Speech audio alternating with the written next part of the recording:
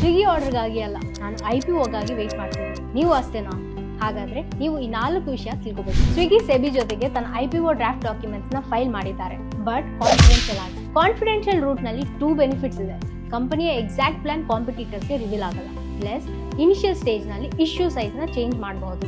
SEBI observations ಆದ್ಮೇಲೆ ಅದನ್ನ public ಮಾಡಲಾಗುತ್ತೆ. ರಿವೀಲ್ ಆಗಿರೋ ವಿಷಯ ಏನಂದ್ರೆ ಸ್ವಿಗ್ಗಿಸ್ IPO ಸುಮಾರು ₹10,414 crore ಇರುತ್ತೆ ಅಂಡ್ ಅದರಲ್ಲಿ ₹3,750 crore ಫ್ರೆಶ್ ಇಶ್ಯೂ ಆಗಿರುತ್ತೆ and ₹6,664 crore offer for sale ಆಗಿರುತ್ತೆ. IPOಕ್ಕೂ ಮುಂಚೆ ಸ್ವಿಗ್ಗಿ ತಮ್ಮ ಸ್ಟೇಟಸ್ ಚೇಂಜ್ ಮಾಡಿದ್ರು.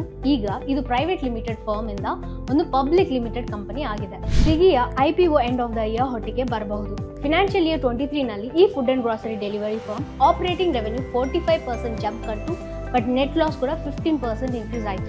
ಸೊ ನೀವು ಸ್ವಿಗ್ಗಿ IPOಗಾಗಿ ವೆಯ್ಟ್ ಮಾಡ್ತಿದ್ದೀರಾ? ಕಮೆಂಟ್ಸ್ ನಲ್ಲಿ ನಮಗೆ ತಿಳಿಸಿ.